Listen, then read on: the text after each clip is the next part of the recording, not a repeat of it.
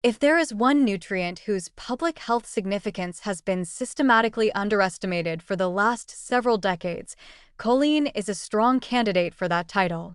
It lacks the cultural cachet of omega-3s, the name recognition of B vitamins, and the celebrity-endorsed status of antioxidants like vitamin C.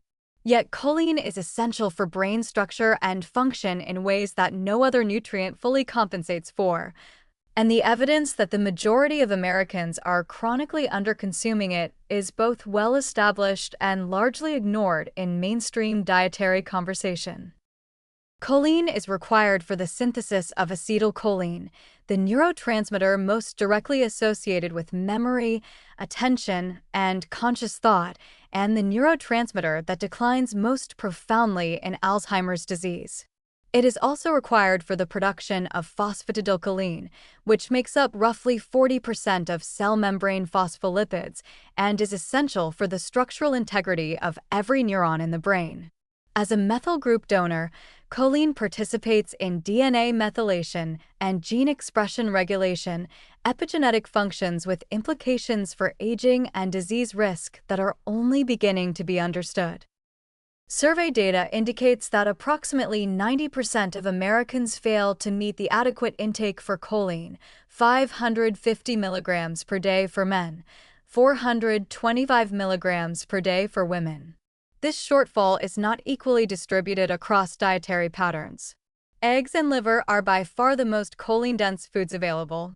A single large egg contains roughly 130 milligrams of choline, meaning that 3 eggs daily, a completely achievable dietary inclusion, approaches or meets the adequate intake for most women. Liver contains over 350 milligrams per 3-ounce serving. Plant foods, with the exception of some legumes, contribute modest amounts that make meeting choline needs from a plant-exclusive diet extremely challenging.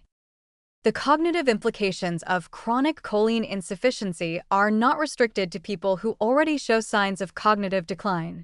Longitudinal research has found that higher choline intake in midlife is associated with better cognitive performance and reduced dementia risk in later years. The concept of cognitive reserve, the brain's resilience against pathological damage, appears to be partly nutritionally determined, and choline status during the decades before cognitive symptoms appear may influence how much reserve the brain has available when age-related neurodegeneration begins. Addressing the well-known eggs and cholesterol controversy is necessary here, even briefly. The concern that dietary cholesterol from eggs significantly raises cardiovascular risk has been substantially walked back in the scientific literature over the past 15 years. For the majority of individuals who are not hyperresponders, moderate egg consumption does not meaningfully elevate LDL particle numbers or cardiovascular risk.